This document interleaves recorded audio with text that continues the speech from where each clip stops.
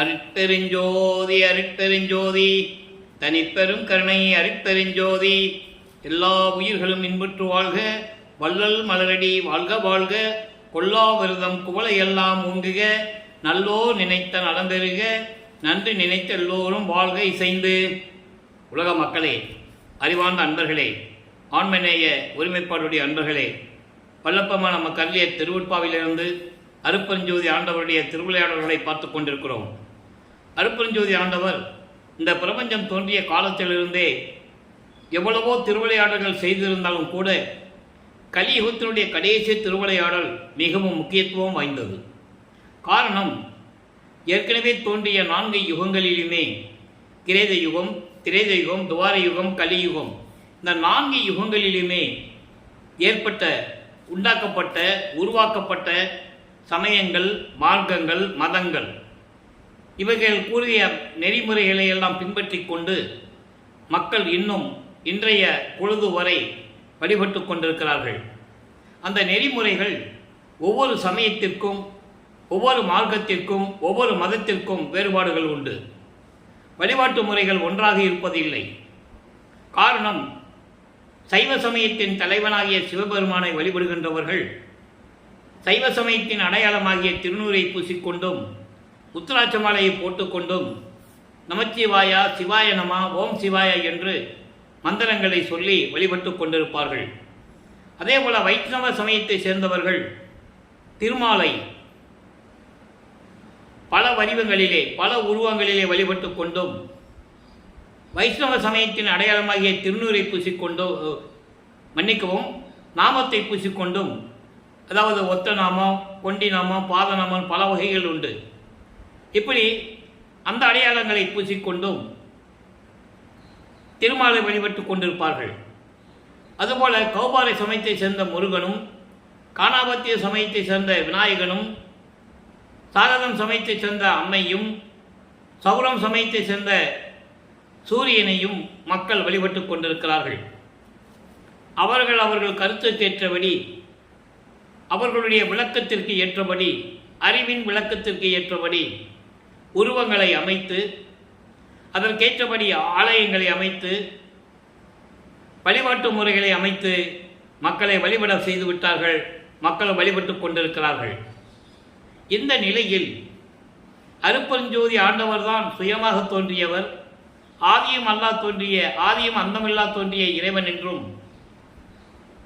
அந்த இறைவனுக்கு சாதியும் மதமும் சமயமும் இல்லை என்பதையும் அதை திருவட்பாவிலே தெளிவாக நமக்கு அள்ளியிருக்கிறார்கள்.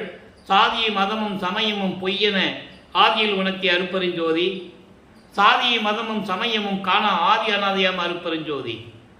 அப்படிப்பட்ட ஒரு இறைவன் இந்த பிரபஞ்சத்திலே எப்படியெல்லாம் திருவிளையாடல்கள் செய்தார் என்பதை தான் திருவட்பாவைகளிலே பார்த்து கொண்டிருக்கிறோம். திருவட்பா என்பது பிரபஞ்சத்தின் உண்மைகளையும், அதே நேரத்தில் பிரபஞ்சத்தில் மறைக்கப்பட்ட உண்மைகளையும் மக்கள் எல்லாம் பல சமயங்களிலும், மதங்களிலும், மார்க்கங்களிலும் இருந்து வழிபட்டு கொண்டு எப்படியெல்லாம் துன்பப்பட்டு கொண்டிருக்கிறார்கள் என்பதையும் திருவட்பாவிலே நாம் விளக்கமாக பார்த்து கொண்டிருக்கிறோம். அந்த நிலையில் இருக்கும்போது பிரம்மன், திருமால், ருத்திரன், மகேசனுடைய வாழ்நாள் முடிவடைந்த பிறகு, அதிகாரத்தை இழந்த பிறகு, இந்த பிரபஞ்சத்தை இயக்குவதற்கு ஒரு ஆள் வேண்டும். அதற்காகவே தனது அருளால் பெற்ற ஒரு ஆண்மகனை செல்வப்பிள்ளை என்று பெயரிட்டு வளர்த்து கொண்டிருக்கிறார் அருட்பெருஞ்சோதி ஆண்டவர். அந்த நிலையில் இந்த யுகத்தில் ஏற்கனவே கிரேத யுகம், திரேத யுகம், துவார யுகம், கலியுகம் 4 யுகங்களும் முடிஞ்சிச்சு. இப்போ இருக்கின்ற சதுர்யுகத்தில், ஒளி யுகத்தில் வாழ்கின்ற மக்களுக்கென்று ஒரு மார்க்கம் வேண்டும் என்பதற்காக அருட்பெருஞ்சோதி ஆண்டவர் சுத்த சன்மார்க்கத்தை நிறுவி அதை தன் மகன் கையில் ஒப்படைத்து, தனது மகனை இந்த பூலோகத்திற்கு ஒரு தாயின் வழியாக வருவிக்க செய்து 51 ஆண்டுகள் இந்த உலக மக்களிடையே உலாவ செய்து, சமயங்களிலும், மதங்களிலும், மார்க்கங்களிலும் இருக்க செய்து, அதனுடைய சங்கற்ப விகற்பங்களிலெல்லாம் ஈடுபட செய்து, அதாவது திருநீரை பூசிக்கொண்டும் உத்திராட்ச மாலை போட்டுக்கொண்டும் நமச்சிவாயா, சிவாய நம என்று பாடிக்கொண்டும் இருக்க வேண்டும். அப்படிப்பட்ட ஒரு நிலையை திருவிளையாடலாக இருக்கின்ற திருவருட்பாவில் இருக்கின்ற உண்மைகளை பார்த்து கொண்டிருக்கிறோம். ஆக நமது பிள்ளை பெருமானவர்கள் வருவி கூற்ற இடம் சிதம்பரம் அருகிலே மருதூர் என்ற ஒரு கிராமத்திலே ராமைய பிள்ளை சின்னையம்மை அவர்களுடைய மகனாக, உலகியலிலே மகன் என்ற சொந்தம், மகனாக வருவிக்க உற்றவர். வளர்ப்பமானை பிறந்தார் என்று சொல்லக்கூடாது, அவதரித்தார் என்று சொல்லக்கூடாது. பிறக்கின்றவர்களுக்கும் அவதாரம் எடுக்கின்றவர்களுக்கும் பிறப்பு இறப்பு உண்டு. ஆனால் வருவிக்க உற்றவருக்கு பிறப்பு இறப்பு இல்லை. இறைவனுடைய அருளால் நேரடியாக வருவிக்க செய்தவர். அப்படி வருவிக்க உற்ற ஆண்டு 5/10/1823 ஆண்டு. 1823 ஆண்டு தொடங்கிய திருவிளையாடல் 30/1/1874 இரவு 12 மணி வரையிலும் அந்த திருவிளையாடல் நடந்து கொண்டிருக்கிறது. அந்த திருவிளையாடல்களை, அந்த 51 ஆண்டுகள் நடந்த திருவிளையாடல்களை 8 ஆண்டுகளாக பிரித்து தனது மகனுக்கு எப்படியெல்லாம் அருளை கொடுத்து ஆட்கொண்டார் என்பதை தான் திருவருட்பாவிலே இருந்தே பார்த்து கொண்டிருக்கிறோம். வல்லப்பமானவர்கள் இந்த பூலோகத்திற்கு வருவிக்க உற்ற பிறகு, அதற்கு முன்னாலேயே ஒரு தாயின் கருவறையில் இருக்கும்போது அங்கே அருட்பெருஞ்சோதி ஆண்டவருடைய திருவிளையாடல் எப்படியெல்லாம் நடந்தது என்பதை திருவருட்பாவிலிருந்தே பார்த்து கொண்டிருந்தோம். ஒரு தாயின் கருவறையிலே இருக்கும்போது நமது குழந்தை இறைவன் பிள்ளை பெருமானவர்கள் கருவறை இருட்டாக இருக்கிறது என்று சொல்லும்போது தனது தந்தை வழிகாட்டியதையும், தனக்கு பசிக்கிறதே என்று சொல்லும்போது அங்கே கருவறையிலே தனது தந்தை அருளமுதம் என தனக்கு ஊட்டியதையும், காற்றே வரவில்லையே புழுக்கமாக இருக்கிறதே என்று கூறும்போது அமுத காற்று தென்றல் காற்று வீசியதையும், எல்லா விவரங்களையும் எப்படியெல்லாம் திருவிளையாடல் நடந்தது என்பதையெல்லாம் இதற்கு முன்னால் பார்த்த பதிவுகளிலே பார்த்துவிட்டோம். இன்று பதிவு 299வது பதிவு எபிசோடு. அப்போ இந்த நிலையில் இருக்கும்போது நமது பிள்ளை பெருமானவர்கள் இந்த பூலோகத்திலிருந்து ஒரு தாயின் கருவறையிலிருந்து வெளியே இந்த மண்ணை தொடும்போது அங்கே வானவர்களும் தேவர்கள் எல்லாம் வாழ்த்து வரவேற்கிறார்கள். அதன் பிறகு நமது பிள்ளை பெருமானவர்கள் நமது குழந்தை இறைவன் வல்லப்பமானவர்கள் 5 மாத குழந்தையாக இருக்கும்போது அங்கே சிதம்பரத்திற்கு அழைத்து சொல்லுகிறார்கள். உலகியலிலே ஒரு இடத்துல திருவிழா நடந்ததுன்னா கிராமத்திலிருந்து மாட்டு வண்டியில் போயிருப்பாங்க, நடந்து போவாங்க, சோறை மூட்டை கட்டிக்கிட்டு எடுத்துகிட்டு போவாங்க. அந்த நிலையிலே போகும்போது அங்கே ஒரு திருவிளையாடல் தனது மகனுக்கு வெளியாக காட்டுகிறார் தன்னுடைய சுயரூபத்தை. பிரபஞ்சம் தோன்றிய காலத்திலிருந்தே புராணங்களிலும் காவியங்களிலும் கூறப்பட்ட நிலைகள் வேறு. ஒரு இறைவன் அந்தந்த சமயத்தினுடைய தலைவன் எப்படி இருப்பான் என்று உருவகப்படுத்தினார்கள். சிவபெருமான் என்றால் தலையிலே கங்கை சூடியவன், கழுத்திலே பாம்பு அணிந்தவன், கையிலே உடுக்கை, சூலாயுதம் போன்ற ஆயுதங்களோடு சித்தரித்தார்கள். தத்துவங்களுடைய அடிப்படைகளே அதை நீங்கள் நல்லா புரிஞ்சுக்கணும். ஒவ்வொன்றுக்கும் ஒரு தத்துவம் இருக்கிறது. அதே போன்று திருமாலை உருவகப்படுத்தும் போது பல வடிவங்களிலே உருவகப்படுத்தினார்கள். முருகனையும் பல வடிவங்களிலே உருவகப்படுத்தினார்கள். விநாயகனையும் உருவகப்படுத்தினார்கள். அந்த நிலைகளெல்லாம் இல்லாமல் தன் மகனுக்கு அருட்பெருஞ்சோதி ஆண்டவர் வெளியாக காட்டுகிறார் என்பதை திருவருட்பாவினுடைய பாடலின் மூலமாக பார்த்து விட்டோம். தில்லை ஜலத்திடையே திரை தூக்க தரிசித்த போது தெய்வகை மேல் காட்டாதே எந்தனக்கே வெளியாய் காட்டிய மெய் உறவாம் மெய்ப்பொருளே. உண்மையான தந்தை, உண்மையான கடவுள், இயற்கை உண்மை விளக்க கடவுளாகிய அருட்பெருஞ்சோதி ஆண்டவர் என்று கூறுவார் நமது பிள்ளை பெருமானவர்கள். அப்படிப்பட்ட இறைவன் தன் மகனுக்கு வெளியாக காட்டுகிறார், எந்த விதமான உருவம் இல்லாமல். அதான் மெய்வகை மேல் காட்டாதே என்று கூறுகிறார். மெய்வகை மேல் காட்டாதே என்று கூறுவது உடம்பிலே எந்த விதமான ஆபரணங்களும் இல்லாமல், எந்த விதமான உருவம் இல்லாமல் வெளியாக காட்டுவது. இந்த விளக்கத்தையெல்லாம் நம்ம பார்த்துட்டோம்.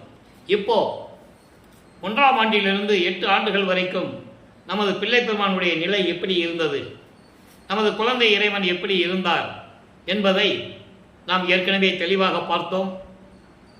நமது குழந்தை இறைவன் பிள்ளை பெருமானவர்கள் வளர்ந்து கொண்டிருக்கிறார்கள். அப்போது குழந்தையை பள்ளிக்கூடத்தில் சேர்க்கணும், கொண்டு போய் சேர்க்குறாங்க. உலகியலிலே இது நடப்பது இயற்கை. இவர் அங்கே படிக்க முடியாதுன்ட்டு வந்துட்டார். காரணம், அவர் படிக்கின்ற நிலையில், அந்த மனநிலையில் அவர் இல்லை. மனநிலை இல்லை என்று சொல்வதை விட, அருட்பெருஞ்சோதி ஆண்டவர் நான் ஏற்கனவே கூறியது போல தனது மகன் உலகியலிலே எந்த ஆசிரியரிடமும் உலக படிப்பையும் இந்த சந்தை படிப்பையும் படிக்கக்கூடாது, யாரையும் குருவாக ஏற்றுக்கொள்ளக்கூடாது என்ற நிலையில் திருவிளையாடல் செய்து கொண்டிருக்கிறார். அப்போ இவர் பள்ளிக்கூடத்துக்கு போக முடியாதுன்னு சொன்ன உடனே வீட்டில் எவ்வளவு பிரச்சனைகள் வரும், எவ்வளவு சங்கடங்கள் இருக்கும் என்றது நமக்கு தெரியும். அந்த நிலையில் நமது பிள்ளை பெருமானவர்கள் ஒரு அமைதியான இடத்தை நாடுகிறார். அந்த இடம்தான் கந்தகோட்டம் என்ற ஒரு இடம். அங்கே போய் அமர்ந்து கொள்ளுகிறார். அப்போ அங்கே இருக்கிறவங்கள சொல்லுவாங்கள்ல, என்ன ராமலிங்கம் பள்ளிக்கூடத்துக்கு போகலையாமே, ஏன்பா இந்த மாதிரி இப்படின்லாம் சொல்லி, சரி ராமலிங்கம் நீ வந்து பாடுனா நல்லா இருக்கு, முருகனை பற்றி ஏதாவது பாடுன்னு சொல்லும்போது முருகனை பற்றி பாடுகிறார். இந்த நிலையில் இருக்கும்போது 8 ஆண்டுகள் முடிந்து விட்டது. 9வது ஆண்டில், அதாவது 2வது எட்டில் அடியெடுத்து வைக்கிறார். 9வது ஆண்டில் இறைவன் அவர் முன் தோன்றி அவர் முன் எழுந்தருளி, மகனே நீ என்னால் வருவிக்க உற்றவன், முன்பருவம் பின்பருவம் காட்டி உனக்கு அருள் செய்வேன் என்று கூறி மறைந்து விடுகிறார். தற்சமயம் ஞானத்தை மட்டும் பெற்றுக்கொள் என்ற நிலையிலே இருந்து கொண்டு மறைந்து விடுகிறார். இப்போ நமது பிள்ளை பெருமானவர்களுக்கு இறைவனால் வருவிக்க உற்ற மகன் என்ற ஒரு நிலை மட்டும் தெரியும், வேறு எதுவுமே அவருக்கு தெரியாது. எல்லாமே மறைப்பு நிலையில் இருக்கிறது. அப்போ சுத்த சன்மார்க்கம் என்னன்னு அவருக்கு தெரியாது, அருட்பெருஞ்சாண்டவர் யாருன்னு அவருக்கு தெரியாது. இந்த நிலையில் இருக்கும்போது இறைவன் தன்னை ஆட்கொண்டதை பாடல்களிலே கூறுகிறார். அன்பர்களை, நான் ஏற்கனவே கூறியது போல இங்கே பேசக்கூடிய கருத்துக்கள், விளக்கங்கள் எல்லாமே திருவருட்பாவிலிருந்து இறைவனால் அருளப்பட்டவை. ஆண்டாறு 3 ஆண்டிலே ஆட்கொண்ட அருள்கடலே என்று கூறுவார். ஆரோடு 3வது ஆண்டிலே என்னை ஆட்கொண்ட கருணையின் கடலே என்று கூறுவார். ஆக இறைவன் தன்னை ஆட்கொண்டதை 9வது ஆண்டில் ஆட்கொண்டார் என்பதை திருவருட்பாவில் நமக்கு தெளிவாக அருளியிருக்கிறார்கள். இறைவனை ஆட்கொண்ட பிறகு, இறைவன் ஆட்கொண்ட பிறகு சிவபெருமானிடம் எப்படி முறையீடு செய்கிறார், நல்லா கவனிக்கணும். இப்போ அவர் சிவபெருமான் தான் இறைவன் என்று சொல்லுவார். அவர் சைவ சமயத்தின் தலைவனாகிய சிவபெருமானை வழிபட்டு கொண்டும், சைவ சமயத்தின் அடையாளமாகிய திருநூரை பூசிக்கொண்டும், உத்தராட்ச மாலையை போட்டுக்கொண்டும் சிவபெருமான், தியாகராஜ பெருமான், நடராஜன், சொக்கலிங்கம், மகாலிங்கம் என்று பல பெயர்களிலே அழைத்து கொண்டு இறைவனை வணங்கி கொண்டிருக்கிறார்கள். 1ஆம் திருமுறை உருவாகிறது. 1ஆம் திருமுறையிலே 8 பதிகங்கள், 712 பாடல்கள். ஒவ்வொரு பதிகத்திலிருந்தும் எப்படியெல்லாம் இறைவனை வேண்டுகிறார் என்பதையும் அவருடைய நிலைகளையும் பார்த்து கொண்டிருக்கிறோம். அந்த வகையிலே 1ஆம் திருமுறையிலே 6வது பதிகமான திருவருள் முறையீடிலிருந்து இறைவனுடைய திருவிளையாடல்களை பார்த்து கொண்டிருக்கிறோம். முறையீடு என்பது, திருவருள் முறையீடு என்பது, இந்த பூலகத்திற்கு என்னை வருவிக்க செய்துவிட்டு எந்த விதமான அருளையும் கொடுக்காமல் மறைந்து விட்டாயே சிவபெருமானே என்று முறையீடு செய்கிறார்.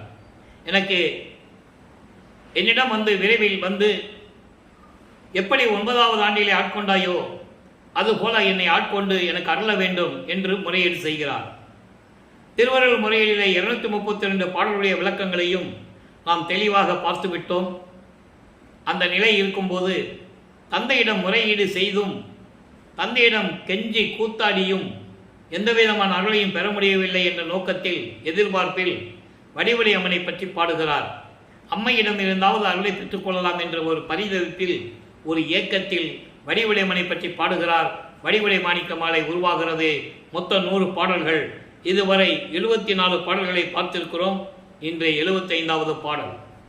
பாடலை நன்றாக கவனியுங்கள். இப்போ வல்லப்பமானவர்கள் 2வது எட்டில் இருந்து கொண்டிருக்கிறார். 9வது ஆண்டிலிருந்து 16 ஆண்டுகளுக்குள் இருந்து கொண்டிருக்கிறார். இந்த நிலையில் வடிவுடை மாணிக்க மாலையுடைய பாடலுடைய விளக்கங்களை பார்க்க போகிறோம். மதியே மதிமுகம் மானை, அடியல் மனத்து வைத்த நிதியே, கருணை நிறைவே, சுகானந்த நீள் நிலையே, கதியே, கதி வழிகாட்டும் கண்ணே, ஒற்றி காவலர் பால் வதியேர் இள மடமானே, வடிவுடை மாணிக்கமே. இந்த நிலையில் அம்மையிடம் முறையீடு செய்யும்போது வல்லப்பமானவர்கள் 12 ஆண்டுகளுக்குள் இருக்கிறார். இரண்டாவது எட்டில் 12 ஆண்டுகளுக்குள் இருக்கிறார். இந்த பாடலுடைய விளக்கம் பாருங்க. நெஞ்ஞான அறிவுடைய என் அம்மையே, நிலா போல முகம் கொண்ட ஒளிவிட்டு கொண்டிருக்கின்ற என் அம்மையே, அடியேர் மனத்து வைத்த நிதியே, அடியார்களின் மனதில் விளங்கிக் கொண்டிருக்கின்ற அருள் செல்வமே, என் தாயே, கருணையின் நிறைவே, பரிபூரணமான என் அம்மையே, சுகானந்த நீள்நிலையே, பேரின்பம் தரக்கூடிய பெருமைக்குரிய என் தாயே, கதியே, அருளை கொடுக்கக்கொண்ட என் அம்மையே, எனக்கு அருள வேண்டும். திருவொற்றியூரிலே இருக்கின்ற இறைவனிடம் இடது பக்கத்தில் அமர்ந்து கொண்டிருக்கின்ற என் தாயே, என் அம்மையே, வடிவடை மாணிக்கமே, நீ எனக்கு அருள்வாயாக என்று முறையீடு செய்கிறார். ஆக தந்தையிடம் முறையீடு செஞ்சாச்சு, தாயிடம் முறையீடு செஞ்சாச்சு. எந்த விதமான பலனும் கிடைக்கவில்லை. அதனால் 13வது ஆண்டில் ஞானத்தை பெற்ற பிறகு 13வது ஆண்டில் முதல் முறையாக திருவொற்றியூர் செல்லுகிறார். அவர்கள் குடியிருந்த இடம் வீரசாமி முதலியார் தெரு என்ற ஒரு தெருவிலே ஏழுகிணர் பகுதி என்று சொல்லுவார்கள். இப்போது பேர் வள்ளலார் நகர். அங்கிருந்து நமது குழந்தை இறைவன் பிள்ளை பெருமான் அவர்கள் நடந்து செல்லுகிறார் என்பதை விட மனம் அவரை அங்கே போக சொல்லி தூண்டுகிறது. அருட்பெருஞ்சோதி ஆண்டவர் தூண்டி விடுகிறார் மனதை. அதனால் அவர் திருவொற்றியூர் செல்லுகிறார். அங்கே 2ஆம் திருமுறை உருவாகிறது. எப்படியெல்லாம் இறைவனை வழிபட்டார் என்ற நிலைகளை பார்த்து கொண்டிருக்கிறோம். 2ஆம் திருமுறை 113 பதியங்கள், 1207 பாடல்கள், இதுவரை 28 பதியங்களுடைய விளக்கங்களை முழுமையாக பார்த்து விட்டோம். அதனுடைய ஒரு சுருக்கம். அங்கே போக வேண்டியது, தியாகராஜ பெருமான் கோயிலில் நின்றுட்டு முறையீடு செய்ய வேண்டியது. உன்னாலே நான் இந்த பூலோகத்திற்கு வருவிக்க உற்று எவ்வளவு துன்பங்களை அனுபவித்துக் கொண்டிருக்கிறேன், என் தந்தையே விரைவில் வந்து எனக்கு அருள வேண்டும் என்றெல்லாம் முறையீடு செய்வார். அதனுடைய பதியங்களை எல்லாம் பார்த்து விட்டோம். அதன் பிறகு ஒருவேளை திருமுல்லை வாயில் சென்றால் அங்கு அருளை பெற்று விடலாமோ என்று எண்ணி ஒரு ஏக்கத்தில், ஒரு எதிர்பார்ப்பில் திருமுல்லை வாயில் செல்லுகிறார். அங்கே இருக்கின்ற சிவபெருமானுடைய பெயர் மாசிலாமணி. அங்கே சென்று மாசிலாமணி மாசிலாமணி என்று மனம் உருகி பாடுவார். என்னை இந்த பூலோகத்துக்கு வருவிக்க செய்துவிட்டு இவ்வளவு துன்பங்களை நான் அனுபவித்துக் கொண்டிருக்கிறேன். உனது மகன் கால் வலிக்க நடந்து வந்து உன்னை வேண்டிக் கொண்டிருக்கிறேன். எதற்கு வந்தாய், ஏன் வந்தாய் என்று கூட கேட்காமல் ஊமை போல நின்று கொண்டிருக்கிறாயே, இது உன் அருளுக்கு அழகா? இது தகுமா? இது நீதியா? இது தர்மமா என்றெல்லாம் முறையீடு செய்வார். அந்த பாடல்களுடைய விளக்கமெல்லாம் மனதை உருக்கும். கண்ணிலிருந்து அப்படியே தண்ணி வரும். அவ்வளவு அற்புதமான பாடல்கள். ஒரு பிரயோஜனம் இல்லை. அதுக்கப்புறம் ஒருவேளை திருவள்ளித்தாயம் போகலாம் என்று சொல்லி அங்கே போவார். அங்கேயும் இறைவனிடம் முறையீடு செய்வார். எந்த விதமான பலனும் இல்லை. அங்கே போய் கேட்பாரு, எனக்கு ஒரு கந்த துணியை கொடு, நீ மட்டும் ஏன் கட்டிக்கிட்டு இருக்க, எனக்கு ஒன்று கொடு, நான் நிற்கிறேன். பெற்ற மகனை தெருவில் விட்டு விட்டானே என்று இந்த உலகம் உன்னை பழிக்குமே, உன்னை இழிவாக பேசுமே. அதற்காகத்தான் நான் பயப்படுகிறேன், அஞ்சுகிறேன். நான் துன்பப்படுவதை பற்றி எனக்கு கவலை இல்லை. என் தந்தைக்கு இந்த இழித்தொல்லும் பழித்தொல்லும் வரக்கூடாது என்பதற்காகத்தான் உன்னை வேண்டுகிறேன். எனக்கு விரைவில் வந்து அருள வேண்டும் என்றெல்லாம் சொல்லி பாடுவார். எந்த விதமான பலனும் இல்லை. மறுபடியும் இங்கே வருகிறார், திருவொற்றியூருக்கு வருகிறார். திருமுல்லை வாயிலும் திருவள்ளித்தாயத்துக்கும் இனிமே போகக்கூடாது என்று உறுதி கொள்ளுகிறார். அதன் பிறகு திருவொற்றியூரிலே 29வது பதிகத்திலே தவத்திரம் போற்றல் என்ற பதிகத்திலிருந்து பாடல்களை பார்த்து கொண்டிருக்கிறோம். இன்னைக்கு 7வது பாடல். வில்லாம் வில்லாம் படி பொன் மேரு வினை விரைய வாங்கும் வெற்றியினார் செல்லாம் கருணை சிவபெருமான் தியாகப்பெருமான் திருக்கூத்தை கல்லாம் கொடிய மனம் கரைய கண்டேன், பண்டு காணாத எல்லாம் கண்டேன். அம்மா, நான் என்ன தவம் செய்தேனோ. இப்போ திருவொற்றியூரில் நின்றுட்டு சிவபெருமானை வழிபடுகிறார். அவரை பார்த்து சொல்றார், எப்படி இமயமலையை வில்லாக வளைத்து, அதான் சொல்றாரு, வில்லாம் படி பொன் மேரு. பொன் போன்று மின்னிக் கொண்டிருக்கின்ற இமயமலையை வில்லாக வளைத்து தீய வினைகளை எல்லாம் ஒழித்து வெற்றி நடை போட்டுக் கொண்டிருக்கின்ற எனது தந்தை இறைவன் சிவபெருமான், செல்லாம் கருணை சிவபெருமான், மழை பொழியும் மேகம் போல கருணை மழை பொழிந்து கொண்டிருக்கின்ற சிவபெருமானே, தியாகராஜ பெருமானே, உன்னுடைய திருக்கூத்தை, உன்னுடைய அருள் நடனத்தை இங்கே வந்து நான் பார்த்து கொண்டிருக்கிறேன். உருவத்தை பார்த்து சொல்றார், சிலையை பார்த்து சொல்றார், மனம் குளிர கண்டு கொண்டிருக்கிறேன். இதுவரையிலும் நீ வந்து எனக்கு அருளை கொடுக்கவில்லை. மனம் கரைய கண்டேன், கல்லாய மனம் கரைய கண்டேன். இறக்கமே இல்லாத கல் போன்று இருந்து கொண்டிருக்கின்ற எனது மனம் கரையும்படி நெகிழும்படி உன்னை நான் பார்த்து கொண்டிருக்கிறேன். இருந்தாலும் பண்டு காணாத எல்லாம் கண்டேன். பண்டு காணாத என்பது இதுவரையிலும், இப்போ வல்லபவன் அவர்கள் 16ஆவது ஆண்டில் இருக்கிறார். இதுவரையிலும் நான் எண்ணி பார்க்காத ஒரு நிலையை இப்போ நான் பார்த்து கொண்டிருக்கிறேன். எல்லாவற்றையும் கண்குளிராக நான் பார்த்து கொண்டிருக்கிறேன். என் தலைவா, என் இறைவா, என் தந்தையே, விரைவில் வந்து எனக்கு அருள வேண்டும். நான் என்ன தவம் செய்தேனோ தெரியவில்லை என்ற நிலையில் இருந்து கொண்டு சிவபெருமானை வழிபாடு செய்கிறார். இப்போ வல்லப்பமான் அவர்கள் 16ஆவது ஆண்டில் இருக்கிறார். வருவிக்க உற்று 16 ஆண்டுகள் ஆகிவிட்டது. சிவபெருமானை வழிபட்டு கொண்டு இந்த நிலையில் இருந்து கொண்டிருக்கிறார். அவர் இப்படிதான் இருக்க வேண்டும். காலத்தின் கட்டாயம். அருட்பெருஞ்சோதி ஆண்டவர் தன் மகனை சமயங்களிலும் மதங்களிலும் மார்க்கங்களிலும் இருக்கின்ற நெறிமுறைகளை பின்பற்றி கொண்டு இருக்க வேண்டும். திருநீர் பூசிக்கொண்டு உத்திராட்சமலையை போட்டுக்கொண்டு சிவபெருமான் என்று வழிபட வேண்டும். அந்த நிலையில் தன் மகனை இருக்க வைக்கிறார். அவரும் இருந்து கொண்டிருக்கிறார். இப்போ நிலைகள் மாறுகிறது, ஆண்டுகள் உருண்டோடுகிறது. இப்போ 3வது எட்டில் என்ன நடந்தது என்பதை நாம் ஏற்கனவே 3ஆம் திருமுறையிலிருந்து 19 பதியங்களில் இருந்தும் 235 பாடலுடைய விளக்கங்களை தெளிவாக பார்த்து விட்டோம். அதனுடைய ஒரு சுருக்கம். அது சொன்னால் தான் அடுத்த ஸ்டெப்புக்கு நம்ம போக முடியும். அப்போது இந்த 19 பதியங்களிலும் இப்போ என்ன நடக்குதுன்னா, இப்போ நிலைகள் மாறுகிறது, காட்சிகளும் மாறுகிறது. இப்போ தியாகராஜ பெருமான், அதாவது சிவபெருமான் காட்சி கொடுக்கிறார். இவருக்கு காட்சி கொடுக்கிறார். அவ்வளவுதான், காட்சி கொடுக்கிறார், மறைந்து விடுகிறார். இந்த நிலையில் இருக்கும்போது கொஞ்சம் நினைச்சு பாருங்க. இறைவனுடைய மகனும் தெரியும், அவரால் வருவிக்க விட்டவனும் தெரியும், வெளியே யார்கிட்டையும் சொல்லவும் முடியாது, அருளையும் வாங்க முடியல. அதனால் ஏகப்பட்ட மன உளைச்சல்கள், மன துயரங்கள் எல்லாம் அவருக்கு வருது. இருந்தாலும் அதை தாங்கிக் கொண்டு என்றாவது ஒரு நாள் இறைவனுடைய அருளை பெற்று விடுவோம் என்ற உறுதியில் இருந்து கொண்டிருக்கிறார். அந்த நிலையில் தன்னுடைய மனதில் தோன்றியதை, அதாவது அந்த மன துயரங்களை, அந்த ஏக்கங்களை, அந்த ஒரு பரிதவிப்பை ஒரு நாரையிடம் சொல்லி தூது அனுப்புவார். தியாகராஜ பெருமானிக்கு போய் நீ போய் சொல்லுன்னு சொல்லி தூது அனுப்புவார். நான் இந்த நிலையில் இருந்து கொண்டிருக்கிறேன், அவனால் நான் வருவிக்க உற்று எந்த விதமான பலனும் இல்லாமல் இந்த பூலோகத்திலே இந்த மண்ணுலகில் துன்பப்பட்டு கொண்டிருக்கிறேன் என்று போய் அவரிடம் போய் சொல்லு.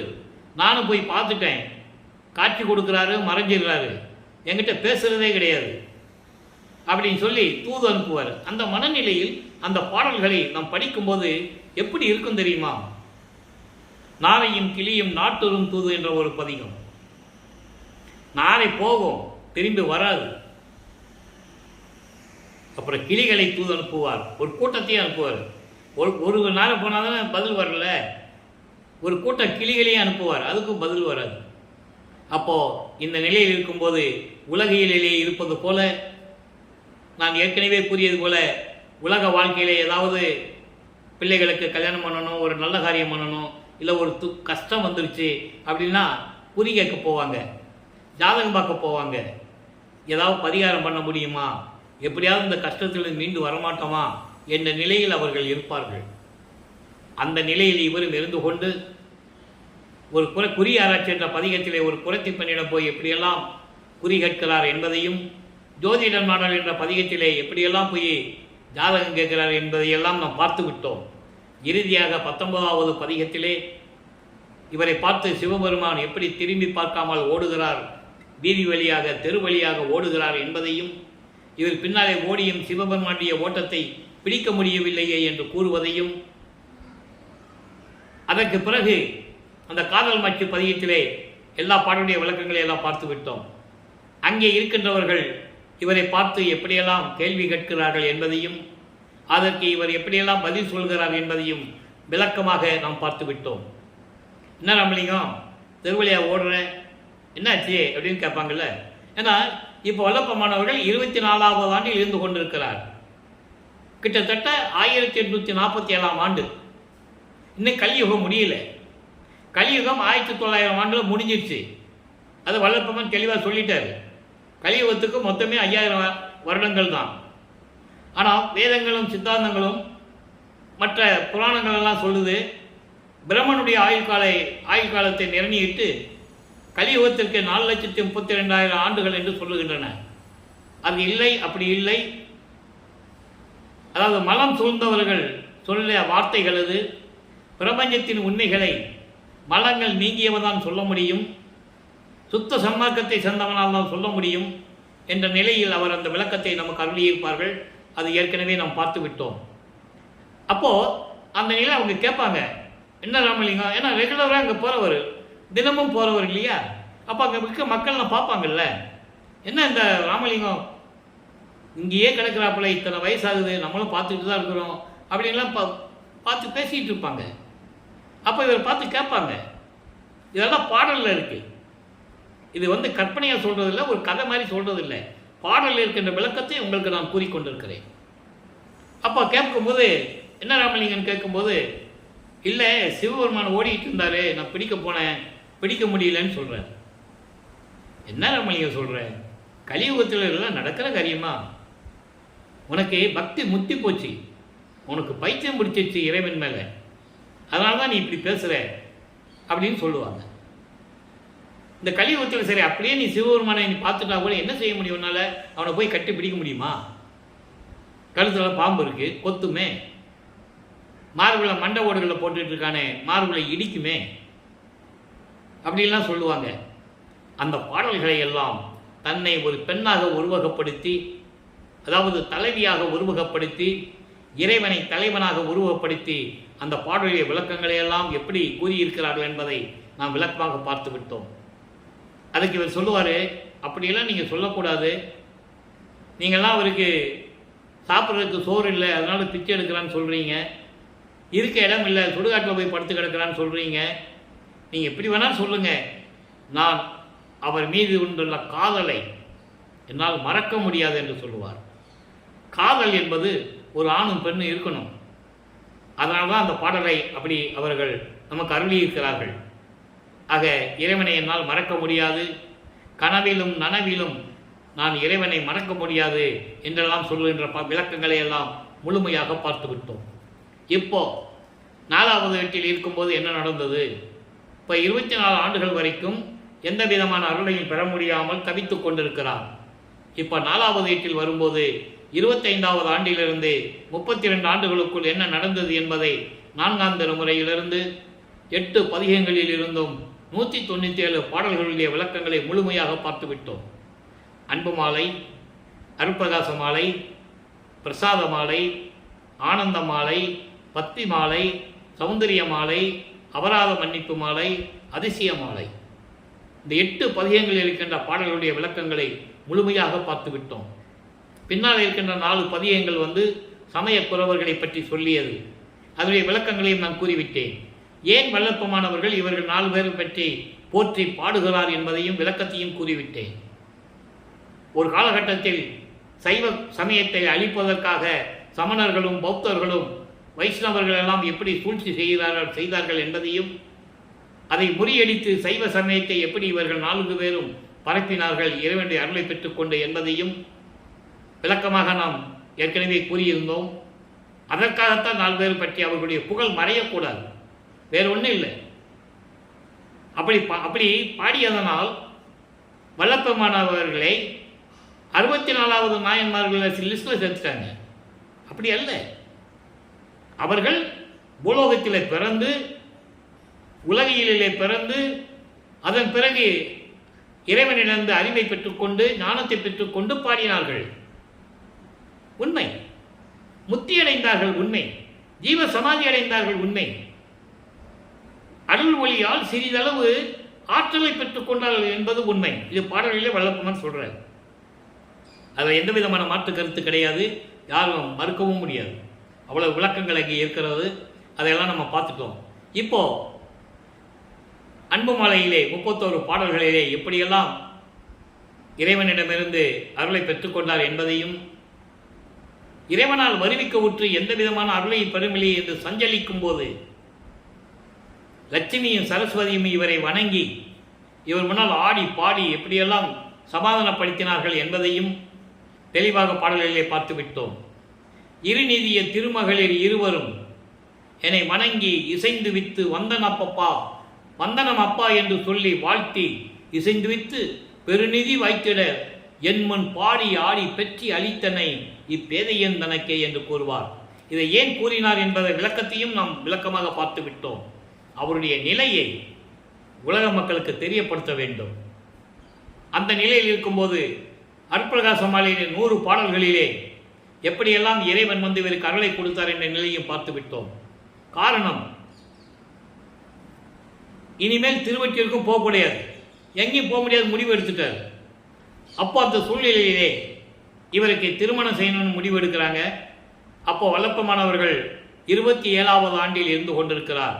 வருவிக்க உற்று 27வது ஆண்டு, கிட்டத்தட்ட 1850ஆம் ஆண்டு. வருவிக்க உற்றது 1823. அவருக்கு திருமணம் என்ற ஒரு நிகழ்ச்சி நடக்கும்போது இறைவனுடைய திருவிளையாடலால் நடக்கிறது 1850ஆம் ஆண்டு. அப்போ வல்லப்பமானவர்களுக்கு 27வது ஆண்டு. அப்போ அவங்க குடும்பத்தில் உலகியல்ல இவன் வந்து உனக்கு ஒரு கால்கட்டு போட்டால் தான் சரியாக வரும் என்ற நிலையில் உலகியலிலே உறவான தனது அக்கா மகளை திருமணம் செய்ய வேண்டும் என்று அங்கே முடிவெடுக்கிறார்கள். வருவிக்க உற்ற சொந்தத்தினால் அந்த அம்மையார், தனக்கோடி அம்மையார், இவர் வருவிக்க உற்ற குடும்பத்தில் பெண்ணாக பிறக்கிறார். அப்போ அந்த அம்மையாருக்கு இவர் தாய்மாமனாகிறார். அந்த அம்மையாருக்கு இவர் தான் தாலி கட்டணும். அது ஏற்கனவே நிர்ணயிக்கப்பட்டது, இறைவனுடைய திருவிளையாடல். அது அந்த அம்மாவுக்கு தாலி கட்டி அந்த அம்மாவுக்குரிய கர்ம வினைகள் எல்லாம் நீக்க வேண்டும். சஞ்சீதம், பிராரத்தம், அகாமியம் போன்ற 3 நிலைகள் இருக்கின்ற அந்த கர்ம வினைகள் எல்லாம் நீக்கி அந்த அம்மாவிற்கு சுகத்தை கொடுத்து மோட்ச வீட்டை காட்ட வேண்டும். அதற்காவது இவர் தாலி கட்ட வேண்டும். அந்த நிலைகள் ஏற்பாடு பண்ணி கொண்டிருக்கும் போது இவர் வந்து அவங்க அப்பா வந்து சொல்லணும், அருப்பஞ்சாண்டவர் வந்து சொல்லணும். அது வரைக்கும் காலம் தாமதம் செய்கிறார்.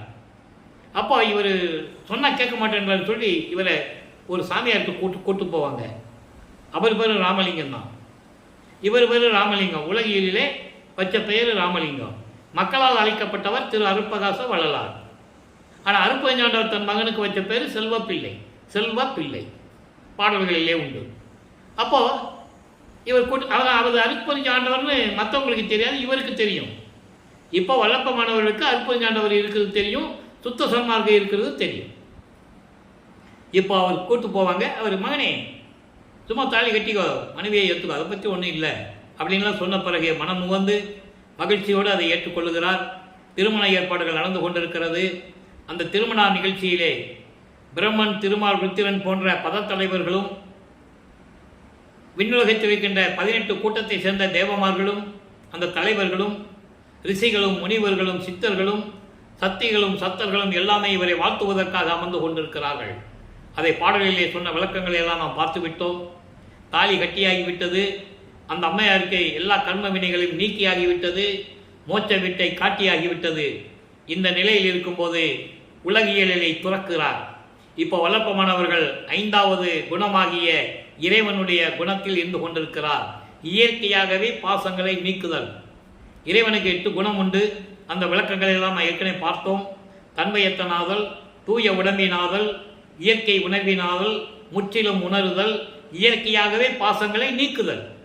அந்த நிலையில் இப்போ வல்லப்பமான் இருக்கிறார். ஆக 5 நிலைகளை அந்த 4 நிலைகளையும் கடந்து 5வது நிலைகள் இருந்து கொண்டிருக்கிறார். இது இறைவனுக்கே உரிய குணங்கள். 6வதாக முடிவில் ஆற்றல் உடைமை, பேரின்ப உடைமை, வரம்பில் இன்ப உடைமை. அந்த 3 நிலைகளை நம்ம பின்னால் பார்க்க போகிறோம். இப்போ இந்த நிலைகள் இருக்கும்போது உறவுகளை விட்டாச்சு, பற்றுகளை விட்டாச்சு, சமயங்களையும் மதங்களையும் மார்க்கங்களில் சொல்லப்பட்ட நெறிமுறைகளை முழுவதுமாக விட்டாச்சு. அப்போ சைவ சமயத்தின் அடையாளமாக திருநீர் பூசுவதை விட்டாச்சு, உத்திராட்ச மலை பூசுவதை நிப்பாட்டியாச்சு. எல்லா நிலையிலும் முடிஞ்சு போச்சு என்பதை நாம் பாடல்களில் இருக்கின்ற விளக்கங்களை பார்த்து விட்டோம். அவங்க அப்பாவே வந்து சொல்லிட்டார், மகனே இனிமேல் உனக்கு தேவையில்லை, உனக்கு நான் சுத்த சன்மார்க்கத்தை கொடுக்குறேன். இதெல்லாம் சுத்த சன்மார்க்கத்தினுடைய தடைகள். கடுக்கான கலட்டினது கூட அருப்பஞ்சாண்டவர் தான் திருடன் வேடத்தில் வந்து கலட்டினது. எல்லா நிலைகளும் முடிஞ்சிருச்சு. இப்போ வெள்ளாடை அணிந்து எங்கேயும் போகக்கூடாதுன்னு சொல்லி சென்னையிலே அவர் இருந்த இடத்திலிருந்தே அந்த ரூமில் இருந்து அந்த அறையை கதவை பூட்டி தாப்பா போட்டார். இனிமேல் நம்ம வெளியே எங்கேயும் போகக்கூடாது, இத்தனை நாள் ஏமாந்தது போதும். 32 ஆண்டுகள் ஓடிவிட்டது. இப்போ 33வது ஆண்டு பிறந்துருச்சு. 5வது இருந்து கொண்டிருக்கிறார். அப்போ 33வது ஆண்டிலிருந்து 40 ஆண்டுகளுக்குள் என்ன நடந்தது என்பதை திருவருட்பாவின் பாடல் மூலமாக பார்த்து விட்டோம். இப்போ அவங்க அப்பா நடந்து வராரு. விண்ணுலகத்திலிருந்து பூலோகத்திற்கு எனது தந்தை கால் வலிக்க நடந்து வந்து கதவை திறந்து ஒரு காலை வீட்டுக்குள்ளே வச்சு ஒரு காலை தெருவில் வச்சு தன்னை அழைத்து எப்படி அருளை கொடுத்தார் என்ற விளக்கங்களையும் பார்த்து விட்டோம். ஏன் ஒரு காலை உள்ள வச்சாரு வெளியே வச்சார் என்ற விளக்கத்தையும் சொல்லியாச்சு. வீட்டுக்குள்ளே போனால் இவன் பூட்டிடுவான். ஏற்கனவே ஒரு பிளான் பண்ணார். வீட்டுக்குள்ளே வந்துட்டானா வீட்டை பூட்டிட வேண்டியது, வெளியே விடக்கூடாதுன்னு சொல்லி பிளான் பண்ணார். இன்னும் ஆண்டுகள் இருக்கிறதே, இன்னும் 19 வருஷம் இருக்கே. 51 வருஷத்துல 32 வருஷம் தான் முடிஞ்சிருக்கு. இது எங்கே நடக்கணும்? சித்தி வளாகத்தில் நடக்கணும். அதனால் அவருக்கு தெரியும், போனால் இவன் பூட்டிடுவான், விட முடியாது அப்படின்னு சொல்லிடுவான்னு சொல்லி வீட்டுக்கு வெளியே ஒரு காலை உள்ள வச்சு ஒரு காலை வெளியே வச்சிருப்பார். அது விளக்கங்களையெல்லாம் பார்த்து விட்டோம். இப்போ வல்லப்பெருமானவர்கள் ஏம சித்தியை வாங்கியாச்சு. தத்துவங்களை கடக்கக்கூடிய அத்தனை வழிமுறைகளையும் எல்லாம் வாங்கியாச்சு. ஐம்புலன்களை எப்படி அடக்குவது, 3 தேகத்தை எப்படி பெற்றுக்கொள்வது என்ற நிலைகளெல்லாம் அவருக்கு இருந்த மறைப்பு நிலை நீங்கிவிட்டது. மறைப்பு நிலை நீங்கினாலே பிரம்மஜத்தின் உண்மை முழுவதுமாக அவருக்கு தெரியும். இதுவரைக்கும் மறைப்பு நிலை இருந்தது அவருக்கு. இப்போ மறைப்பு நிலை நீங்கிவிட்டது என்பதை பாடலிலே கூறியிருக்கின்ற அந்த விளக்கங்களை எல்லாம் பார்த்து விட்டோம். என் மறைப்பை நீக்கி ஆண்டு கொண்டாயே என்று கூறுவார். அந்த விளக்கங்களை எல்லாம் பார்த்து விட்டோம். இப்போ வெள்ளாடை அணிஞ்சாச்சு, முக்காடு போட்டாச்சு. ஏன் இந்த நிலை அவருக்கு இந்த அடையாளம் இருந்தது என்பதை விரிவாக நமக்கு அருளியிருக்கிறார்கள். அதாவது சமயங்களிலும் மதங்களிலும் அதாவது நிறைய விளக்கங்கள் உண்டு. அவர்கள் கருத்துக்கு ஏற்றபடி விளக்கங்களை கொடுத்திருந்தார்கள். உடம்பில் உஷ்ணம் உச்சி தலை வழியாக வெளியே போகக்கூடாது, வெளியே இருக்கின்ற கெட்ட உஷ்ணம் உடம்புக்குள்ளே வந்திருக்கக்கூடாது, வரக்கூடாது, அதனால அதை போட்டார் அப்படின்லாம் விளக்கங்கள் இருக்குது. நம்ம அதுக்குள்ளே போக வேண்டாம். அவர் அணிந்து கொண்டார்.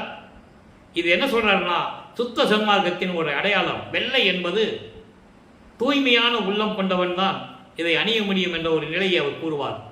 உள்ளை தூய்மையாக இருக்க வேண்டும், தூய்மையான ஒரு நிலை, அதாவது சுத்த சன்மார்க்கத்தை பெற்றுக்கொண்டால் இந்த நிலையில் இருக்க வேண்டும் என்ற நிலைக்காகத்தான் அவர் இந்த நிலையில் இருந்தார் என்பதை இந்த அடியனுக்கு பிள்ளைப்பெருமானவர்கள் கூறிய ஒரு அறிவுரை.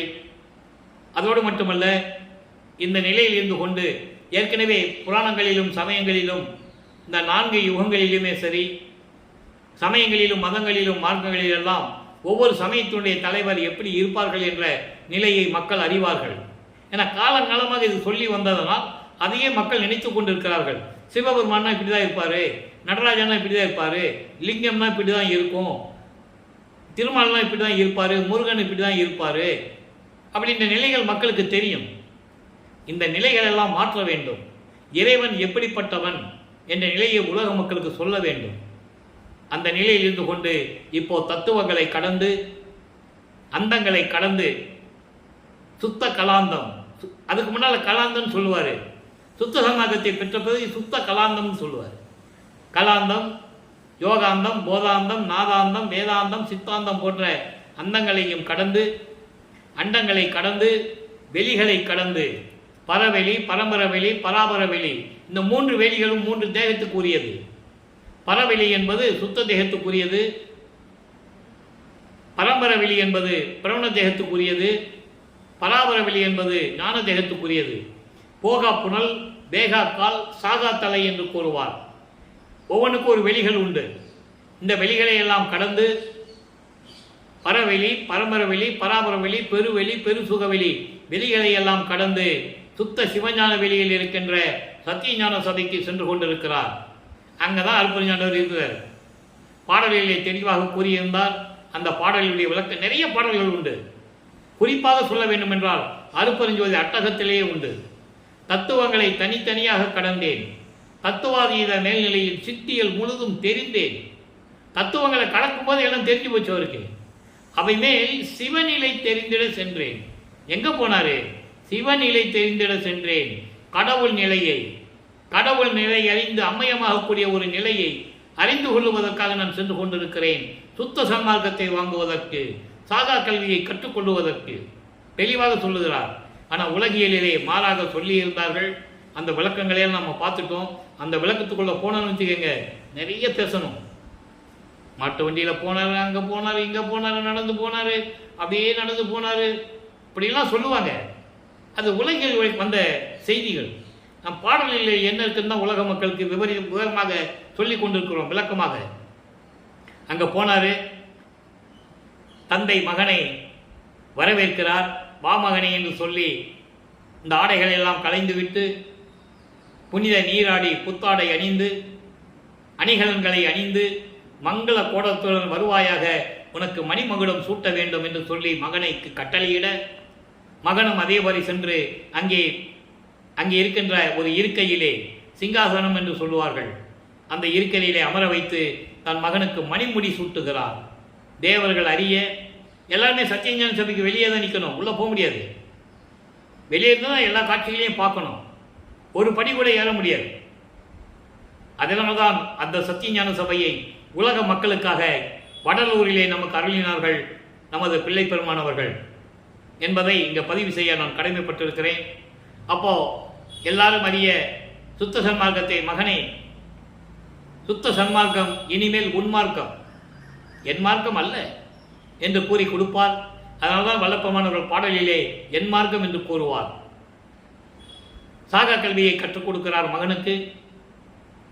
விண்ணுலகம் அத்தனை பேரும் பார்த்து கொண்டிருக்கிறார்கள். விண்ணுலகத்தில் இருக்கின்ற பிரம்மன், விஷ்ணு எல்லாமே சரி, தேவர்களும் சரி, இவருக்கு சாகா கல்வியை கற்றுக் கொடுப்பதை எப்படி கோபத்துடன் நமக்கு இல்லையே என்ற ஒரு பரிதாபமான நிலையில் இருந்தார்கள் என்பதை பாடல்களிலே கூறியதை எல்லாம் நாம் விளக்கமாக பார்த்து விட்டோம். மெய்யர்கள் வியப்பிலே அந்த பாடல்கள் சொல்லும்போது எனக்கு அவ்வளவு சுகமாக இருக்கும், அவ்வளவு இன்பமாக இருக்கும். நாகாதிமனும் நாராயணனும் நான்முகனும் நறுமுறும் எனவே பல்ல கடிச்சுக்கிட்டு நறுமுறுன்னு கோபத்தில் இருக்காங்களாம். கடவுளுக்கு கூட ஓரவஞ்சம் இருக்குதுப்பா, தன் மகனுக்கே கொடுத்துக்கிட்டு இருக்காரு. அதையும் ஒரு பாடலில் சொல்லுவார். படியுள்ளவரும் வானுள்ளவரும் இதனை நோக்கியே பதியும் ஓரவாரான் என்பான் பரிவு தேக்கியே. அதே மெய்யல் வியப்பில் சொல்லுவார். இப்படியெல்லாம் ஒரு நிலைகளெல்லாம் நடந்து கொண்டிருந்தது. இப்போ சாகா கல்வியை கற்றுக்கொண்டு சுத்த சன்மார்க்கத்தை பெற்றுக்கொண்டு அதிகாரப்பூர்வமாக தந்தை மகனுக்கு காப்பு கூட்டுகிறார். கையில் ஒரு காப்பு போடுறார். அதுதான் அடையாளம், வாரிசு என்ற அடையாளம், இறைவனுடைய மகன் என்ற அடையாளம். எல்லாவற்றையும் பெற்றுக்கொண்டு உலகத்துக்கு திரும்புகிறார். இங்கே வரும்போது அதெல்லாம் இருக்காது, முக்காடு போட்டு தான் வருவார். ஏன்னா அப்படி தான் இருக்கணும், அது காலத்தின் கட்டாயம். சிதம்பரத்திலே எழுந்தருளி அங்கே வெங்கட ரெட்டியாரையும் அங்கே பரசுராமனையும் எப்படி சந்தித்தார், அங்கே இறைவனுடைய திருவிளையாடல் எப்படி நடந்தது, அதன்படி எப்படி கருங்குறையிலே வந்து அமர்ந்திருந்தார் என்ற விளக்கங்களை எல்லாம் தெளிவாக பார்த்து விட்டோம். இப்போ வல்லப்பெருமான் அவர்கள் 6வது எட்டில் இருந்து கொண்டிருக்கிறார். 6-48 41வது ஆண்டிலிருந்து 48 ஆண்டுகளுக்குள் தர்மசாலையில் இருக்கும்போது எப்படி நடந்தது என்பதை இப்போ லைவாக பார்த்துட்டு இருக்கோம், பாடலாக பார்த்துட்டு இருக்கோம். இதுக்கு முன்னால் நடந்த திருவிளையாடல்கள் எல்லாம் ஜீவகாரணிய ஒழுக்கம் உருவாக வேண்டும் என்றால் ஒரு தர்மசாலை வேண்டும். அது ஏற்கனவே பார்வதிபுரம் மக்களிடம் பேசியபடி அந்த இடத்தை பெற்றுக்கொண்டு ஒரே நாளிலே தர்மசாலையை நிறுவி 23/5/1867 தர்மசாலையை நிறுவி அன்றைய அணை அடுப்பை மூட்டி அன்றைய உணவு சமைத்து பசியோடு வருகின்றவர்களுக்கு பசியை போக்கிக் கொண்டிருக்கிறார். நம்மளையெல்லாம் படைத்து காத்து கொண்டிருக்கின்ற இறைவன் அருட்பெருஞ்சோதி ஆண்டவராகிய வல்லப்பெருமானவர்கள். அவர் இறைவன் எல்லா 5 தொழில்களையும் பார்த்து கொண்டிருக்கிறார். மக்களிடம் சொல்லாததனால் யாருக்கும் தெரியாது. இன்னும் மக்கள் எல்லாம் நம்பிக்கொண்டிருக்கிறார்கள், தங்களை எல்லாம் படைத்த பிரம்மா என்று நம்பிக்கொண்டிருக்கிறார்கள். அது இல்லை என்பதை தெளிவாக திருவருட்பாவில் கூறியதை இந்த வள்ளலார் ஊழியன் அந்த உண்மைகளை, அந்த பிரபஞ்சத்தின் உண்மைகளை, பாடல்களில் சொல்லப்பட்ட விளக்கங்களை உங்களுக்கு நான் கூறிக்கொண்டிருக்கிறேன். என்னை கேட்டால் என்னை படைத்தவன் வள்ளற்பெருமான் என்று கூறுவேன். அதான் உண்மை. ஆனால் மக்களுக்கு யாருக்கு சொல்லாதனால அவர்கள் இன்னும் அந்த மறைப்பு நிலையில் இருந்து கொண்டிருக்கிறார்கள், அறியாமையில் இருந்து கொண்டிருக்கிறார்கள் என்பதை வள்ளற்பெருமான் அவர்கள் திருவருட்பாவிலே தெளிவாக நமக்கு அருளியிருக்கிறார்கள். அப்போ இந்த நிலையில் இருக்கும்போது, இப்போ தர்மசாலையில் இருக்கும்போது என்ன திருவிளையாடல்கள் நடந்தது, சங்கராச்சாரியார் வந்தது, சமஸ்கிருதம்தான் உண்மையான தாய்மொழி என்று கூற, இருக்கட்டுமே தமிழ் தந்தை மொழியாக இருந்துட்டு போகட்டுமே என்று சொல்லி எப்படி அங்கே திருவிளையாடல் நடத்தி காட்டினார் சங்கராச்சாரியார். அதை பார்த்து எப்படி வள்ளற்பெருமானிடம் சரணடைந்தார் என்ற நிகழ்வுகளை எல்லாம் பார்த்து விட்டோம். அதன் பிறகு 1869ஆம் ஆண்டு கடலூரிலே மஞ்சக்கோட்டிலே எப்படி ஆறுமுக நாவலார் வழக்கு தொடர்ந்தார் என்பதையும், அந்த வழக்கினுடைய சாராம்சம் என்ன என்பதையும் எல்லா வழக்கங்களையும் பார்த்து விட்டோம். அதாவது இவர் பாடல்களில் சாதிகளையும் மதங்களையும் மார்க்கங்களையும் சாடி இருப்பதை ஆறுமுகனார் அதை எடுத்துக்காட்டி, வடலூரிலே ராமலிங்க பரதேசி என்பவர் ஒருவர் எந்த கல்லூரியிலையும் புலமை பற்றும் படாமல், தமிழ் இலக்கணம் இலக்கியம் தெரியாமல் தவறாக பாடல்களை ஏற்றிக்கொண்டு காலங்காலமாக இந்த யுகத்திலே வாழ்ந்த மக்கள் எல்லாம் சமயங்களையும் மார்க்கங்களையும் மதங்களையும் பின்பற்றி கொண்டிருந்தார்கள். ஜாதிகள் மீது பற்று கொண்டு இருந்திருக்கிறோம், எங்களையெல்லாம் புண்படுத்துகிறார். அவர் எழுதிய பாடல்களை திருவருட்பா என்று கூறுகிறார், திருமுறைகள் என்று கூறுகிறார். திருவருட்பா பாடல்களை மறுப்பா என்று நீங்கள் அறிவிக்க வேண்டும் என்று சொல்லி வழக்கு. முத்துசாமி ஐயர் என்ற ஒரு ஐயரிடம், வழக்கறிஞரிடம் நியமித்து வக்காலத்து வாங்கி வழக்கு பதிவு பண்ணியாச்சு. வழக்கு விசாரணைக்கு வந்துடுச்சு. வாதியிடம் விசாரணை முடிந்து விட்டது. அதாவது ஆறுமுகனாவரிடம் வாதம் முடிந்து விட்டது. நீதிபதி பிரிட்டிஷ்காரரு, அவர் பிரதிவாதி எங்கப்பா, வாதிகிட்ட கேட்டாச்சு, பிரதிவாதி எங்கன்னு கேட்கும்போது அங்கே திடீரென்று எழுந்தருளுகிறார் வள்ளற்பெருமானவர்கள். அப்போ அவருக்கு எல்லா சக்தியும் உண்டு. 3 தான் அவங்க அப்பாட்டு இருந்து வாங்கலை. அருப்பெருஞ்சோதியை வாங்கலை, திருவருள் செங்கோலாட்சி வாங்கலை, எல்லாம் அதிகாரமாக கொடுத்துட்டாரு. இன்னும் நடைமுறைக்கு வரல. ஏன்னா இன்னும் ஆண்டுகள் இருக்கு, இன்னும் 3 வருஷம் பாக்கி இருக்கு. நல்லா புரிஞ்சுக்கணும். நீங்கள் இப்போ 48வது ஆண்டு தான் நடந்துகிட்டு இருக்கு. அப்போ இந்த நிலையில் இருக்கும்போது இறைவன் இவரோட கலந்துக்கணும், பிரிந்த சக்தியோடு மீண்டும் சேர்ந்துக்கணும். இதான் கான்செப்ட். அப்போ அவருக்கு எல்லா சக்தியும் உண்டு. நினைச்ச இடத்துல இருப்பார், அருவமாக இருப்பார், உருவமாக இருப்பார். ஒரே இடத்துல எத்தனை உருவத்தில் வேணாலும் இருப்பார். அப்போ எழுந்தருளுகிறார்னு சொல்லணும். அதை யாரும் மக்கள்கிட்ட சொல்லலை. இங்கேருந்து அப்படியே மாட்டு வண்டியில் போனாரு, சைக்கிளில் போனாலாம் சொல்லுவாங்க. அந்த விளக்கத்துக்குள்ளே நம்ம போக வேண்டாம். ஏன்னா பெருமான் என்ன திருவருட்பாவில் என்ன சொல்லிக்காரோ அதை தான் நம்ம சொல்ல முடியும். அப்போ எழுந்தருளும் போது நீதிபதி கேட்கிறார், உங்கள் பெயர் தான் ராமலிங்க பிள்ளையான்னு கேட்கிறாரு. இவர் காட்சி கொடுக்கிறார். நீதிபதி எந்திரிச்சு நிற்கிறார். இதெல்லாம் நடந்த உண்மைகள் என்பதை நீங்கள் பல பேர் புத்தகம் எழுதியிருக்காங்க, நூல்களெல்லாம் எழுதியிருக்கிறார்கள். நீங்கள் பார்த்து கூட தெரிந்து கொள்ளலாம். எழுந்து நின்றால் வாதிகளும் அந்த கூட்டத்தை சேர்ந்தவர்களும் எழுந்து நின்றால் ஒரு வழக்கு தள்ளுபடி ஆகாது. அது எப்படி தள்ளுபடி ஆகும்? எழுந்திச்சு நின்னா கேஸ் தள்ளுபடி ஆகுமா? வாதம் நடக்க வேண்டும், விசாரணை நடக்க வேண்டும். தான் யார் என்பதை நீதிமன்றத்துக்கு இவர் பிள்ளைப்பெருமானவர்கள் அறிவுறுத்த வேண்டும். எல்லாத்தையும் சொன்னாங்க. இவர் காட்சி கொடுத்ததை யார் சொன்னது? சொல்லலையே. அப்போ நீதிபதி உணர்கிறார், திருவருட்பாதான் வருகாலத்தில் மக்களுக்கு ஏற்றது. இங்கே சாதி இல்லை, மதம் இல்லை, ஜாதிகள் இல்லை, சமயங்கள் இல்லை. அதனால் திருவருட்பாவை மறுப்பா என்று அறிவிக்க முடியாது, இந்த வழக்கை தள்ளுபடி செய்கிறேன் என்று சொல்லி தீர்ப்பை பெற்றுக்கொண்டு வல்லப்பெருமான்கள் தர்மசாலையிலே வந்து அமர்கிறார்கள். அங்கே உத்தரஞான சிதம்பரம் மாலை எப்படி உருவாச்சு, நடராஜபதி மாலையும் சர்க்குரி மணி மாலையிலும் எப்படியெல்லாம் இறைவனுடைய விளக்கங்களை கூறி எப்படியெல்லாம் அருளை பெற்றுக் கொண்டார் என்ற நிலைகளை எல்லாம் பார்த்து விட்டோம். ஏன் நடராஜபதி மாலை நமக்கு அருளினார்கள் என்ற விளக்கங்களையும் ஏற்கனவே விளக்கமாக சொல்லியாயிற்று. நடராஜன் வேற, நடராஜபதி வேற. நடராஜபதி என்பது அருப்பெருஞ்சோதி. அது பாடலே சொல்லுவார், அருப்பெருஞ்சோதி நடராஜபதி என்று கூறுவார். ஏன் இந்த விளக்கங்களை கொடுத்தார் நமது இறைவன் என்றால், சமயங்களையும் மதங்களையும் மார்க்கங்களையும் சார்ந்திருந்தவர்கள் நடராஜனும் அருப்பெருஞ்சோதியும் ஒன்றாக நினைக்கக்கூடாது. ஏன்னா அப்படிதான் சொல்லிட்டு இருக்காங்க, இது வரைக்கும் சொல்லிட்டு இருக்காங்க, இன்னைக்கு வரைக்கும் எல்லாமே ஒண்ணுதான்ப்பா அப்படின்னு சொல்லுவாங்க. ஒன்றுன்னு சொன்னா சிதம்பரத்தில் போய் மகாமந்திரம் சொல்ல முடியாது. சிதம்பரத்தில் இருக்க தீட்சிதர்கள் வடலூருக்கு வரமாட்டாங்க, உயிரே போனாலும் வரமாட்டான். மானத்தை இழக்கிறதுக்கு அவன் தயாராக இல்லை என்றெல்லாம் சொல்லியிருக்கிறார்கள். காதுபட கேட்டிருக்கிறோம். எங்களுக்கு என்ன அங்கே வரணும் தலையெழுத்தா? நடராஜன் உயர்ந்தவன் என்று சொல்லுவார்கள். ஆக இந்த நிலையில் இருக்கும்போது நடராஜனும் நடராஜபதி ஒன்றும் ஆகாது, அருப்பஞ்சாண்டவரும் நடராஜனும் ஒன்றும் ஆகிட முடியாது. அவர் சைவ சிரமத்தை சேர்ந்தவன், அதனால் அவருக்கு பேர் நடராஜன். அங்கே போனால் நீங்கள் என்ன நெறிமுறைகளும் நீ பின்பற்றிக்கலாம், யாரும் ஒன்றும் கேட்க போகிறதில்லை. ஆனால் சுத்த சன்மார்க்கத்திற்குன்னு வரும்போது, வடலூருக்குன்னு வரும்போது, அருப்பெருஞ்சோதி சொல்லும்போது இப்படி தான் இருக்கணும்னு நெறிமுறைகள் இருந்து கொண்டு இருக்கிறது. அந்த நெறிமுறைகளை பின்பற்ற வேண்டும்.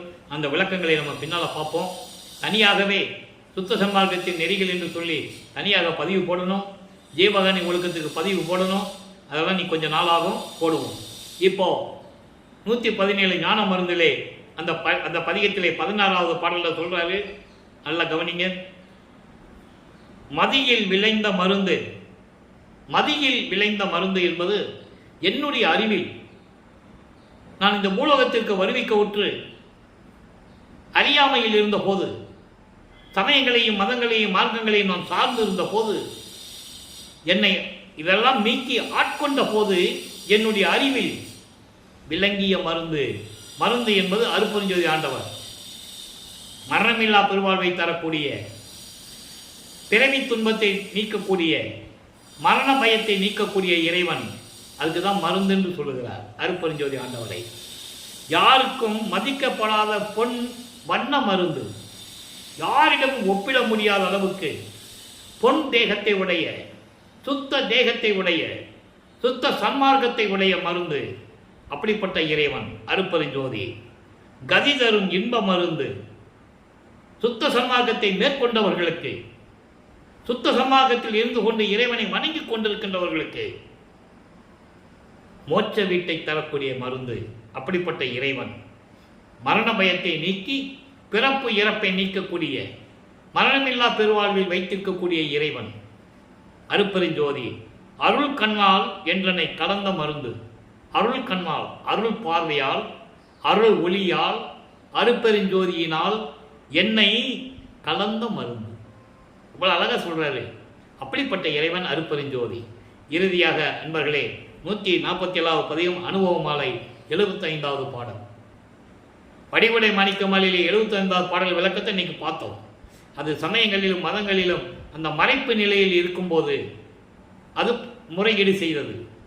சுத்த சன்மார்க்கத்தை பெற்ற பிறகு தன்னுடைய அனுபவங்களை கூறுவது அனுபவ மாலை. மாலை என்பது பாடல்களாக கொடுக்கப்பட்டது, 100 பாடல்கள். அதில் இன்னைக்கு 75வது பாடல். இன்னைக்கு பாடல் இறைவனுடைய நிலையை கூறும்போது சுத்த சன்மார்க்கத்துடைய விளக்கம். நல்லா கவனிக்கங்க. நீங்க சுத்த சன்மார்க்கத்தின் விளக்கம் இந்த பாடல். நல்லா கவனிங்க. தன்னை மனைவியாகவும் இறைவனை கணவனாகவும் வர்ணனை செய்து, நான் ஏற்கனவே கூறிய போல காதலை சொல்லணும். இறைவன் மீது எப்படியெல்லாம் காதல் வைத்து இருந்தார் என்பதை சொல்ல வேண்டும். அப்போ ஒரு தோழியிடம் சொல்லணும். ஒரு பெண் தன்னுடைய காதலை, இல்லை கணவனும் தானும் இருந்த சுகத்தை, அந்த இன்பத்தை ஒரு பெண்ணிடம்தான் சொல்ல முடியும், தோழியிடம்.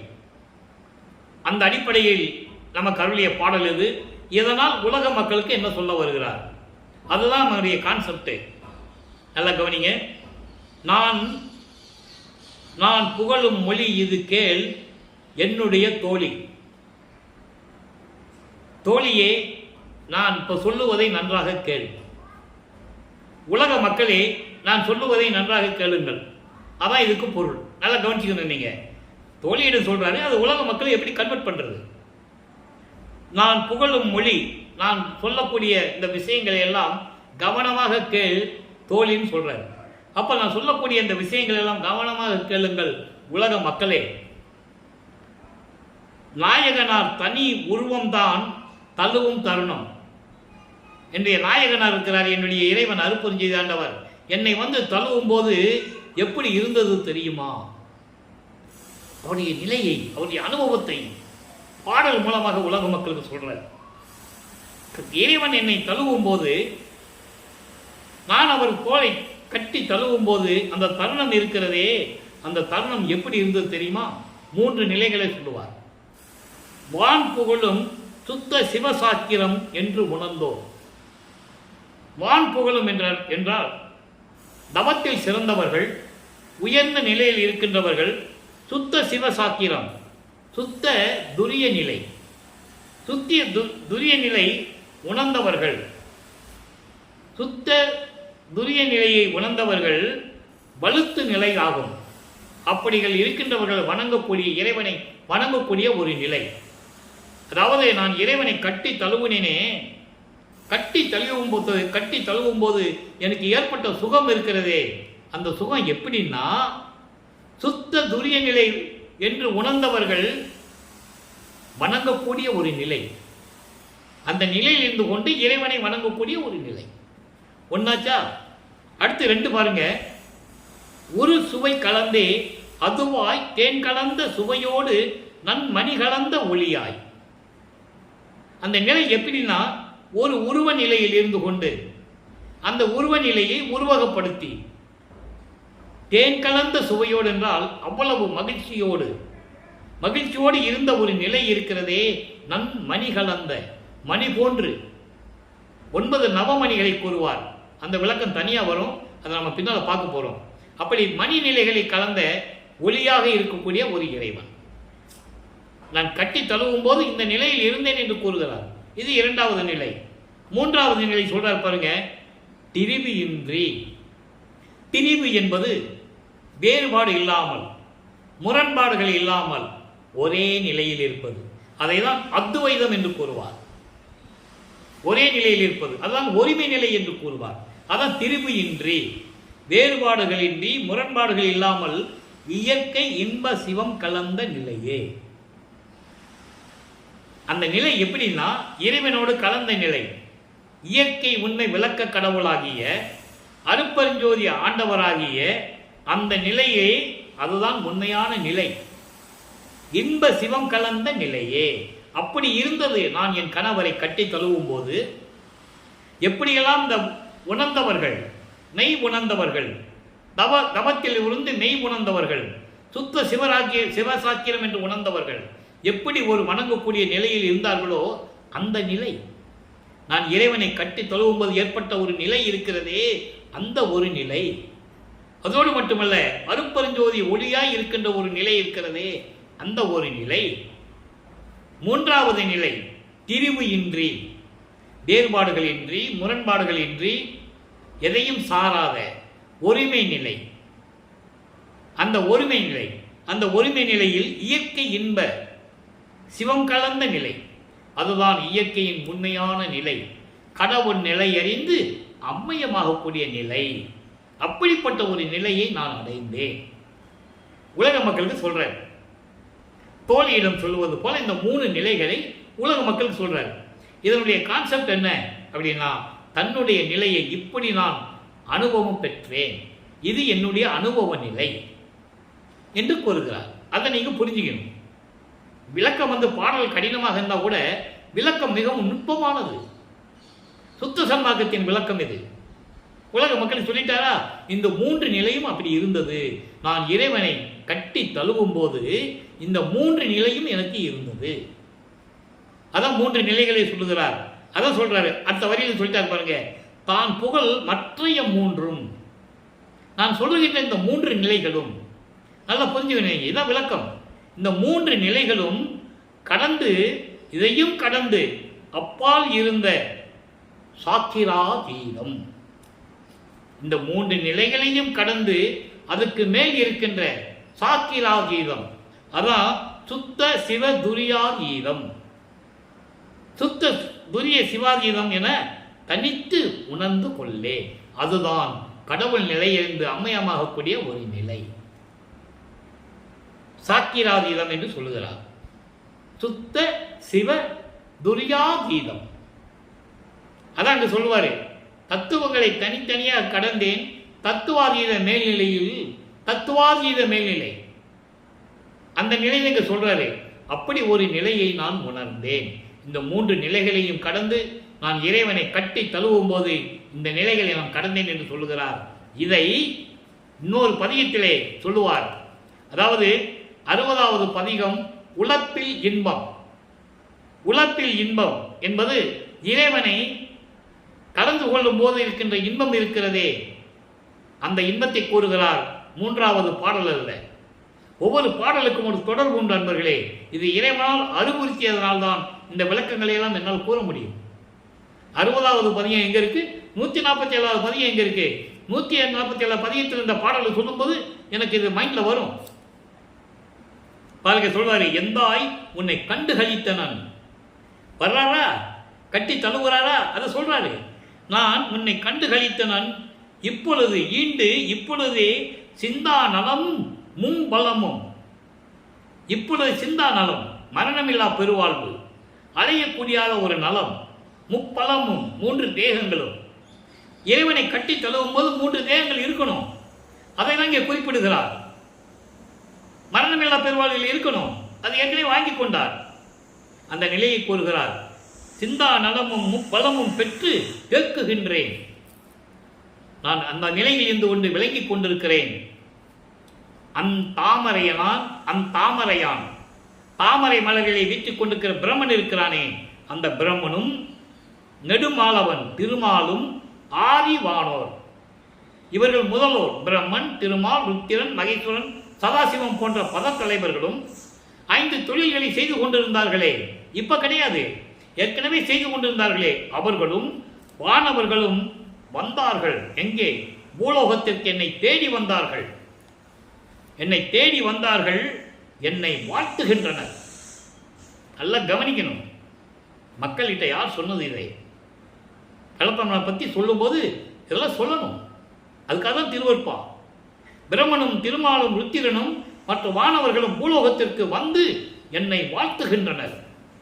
இங்கு வாழ்க என்று, இந்த பூலோகத்திலே நெடுவழி வாழ்க என்று சொல்லி என்னை வணங்கி வாழ்த்துகிறார்கள் என்று சொல்லுகிறார். அதே ஒரு பாடலிலே சொல்லுவார், வாடி என்று என்னை வந்து மால் அயன் ஆதியோர் அருட்பேர் ஆடி என்று என்னை வாழ்த்த துதித்து ஏத்த புரிந்தாய். அற்புதமா சொல்லுவார். அற்புதம். வாலி என்று அன்றே எனக்கு சாதாபரமும் உகந்தளித்தாய். வாலி மன்றோங்கும் அருப்பெருஞ்சோதியின் மன்னருளே. அந்த விளக்கங்களை நம்ம ஏற்கனவே பார்த்துட்டோம். இந்த பாடல் வரும்போது அதை சொல்ல வேண்டிய காலகட்டத்தில் இருக்கிறோம். இறைவனை கட்டி தழுவும் போது அந்த நிலை 3 நிலைகளையும் கடந்து சாத்திராத நிலையில் நான் இருந்தேன். சுத்த சிவ துரியாதீதத்து மேல் துரியாதீத நிலையில் இருந்தேன் என்று சொல்லுவதை தான் இந்த பாடல்களில் நாம் கருதி இருக்கிறார்கள். எல்லாரும் வந்து என்னை வாழ்த்துகிறார்கள். பூலோகத்தில் வாழ்க என்று என்னை வணங்கி வாழ்த்துகிறார்கள் என்று சொல்லுகிறார். எனவே இன்றைய இறைவனுடைய திருவிளையாடலை பார்க்கும்போது இந்த விளக்கங்களை எல்லாம் உங்களுக்கு புரிந்திருக்கும் என்று நான் கருதுகிறேன். ஒவ்வொரு நாளும் இறைவனுடைய திருவிளையாடல்களை பார்த்து கொண்டிருக்கிறோம். அன்பர்களே, நீங்களும் சுத்த சன்மார்க்கத்தில் இணைந்து சுத்த சன்மார்க்கத்தை பெற்றுக்கொண்டு அருப்பஞ்சோதி ஆண்டவர் தான் இறைவன் என்ற நிலையில் இருந்து கொண்டு தீப வழிபாடை மேற்கொண்டு கொலையும் புலையும் தவிர்த்து, மாமிச உணவுகளை எல்லாம் தவிர்த்து, உயிர் கொலை செய்வதை தவிர்த்து, அதாவது எறும்பு முதல் யானை வரை எல்லாம் ஒரே உயிர்கள் தான், அதெல்லாம் நீக்கி அருப்பெருஞ்சோதி அருப்பெருஞ்சோதி தனிப்பெருங்கருணை அருப்பெருஞ்சோதி என்ற மகாமந்திரத்தை உச்சரித்து நீங்களும் இறைவனுடைய அருளையும் செல்வங்களையெல்லாம் பெற்று இந்த வையகத்திலே நீங்கள் நோயற்ற வாழ்வில் வாழ்வாங்கு வாழ வேண்டும் என்ற வாழ்த்தி இறைவனுடைய தயவோடையும் கருணையோடையும் இந்த வள்ளலார் ஒளியன் விடைபெறுகிறேன். மீண்டும் நாளை சந்திப்போம். நன்றி, வணக்கம். அருட்பெருஞ்சோதி அருட்பெருஞ்சோதி தனிப்பெருங்கருணை அருட்பெருஞ்சோதி. நாளையும் இறைவனுடைய திருவிளையாடல் தொடரும். கண்டு மகிழ்ந்து இறைவன் அருளை பெற்றுக்கொள்ளுங்கள்.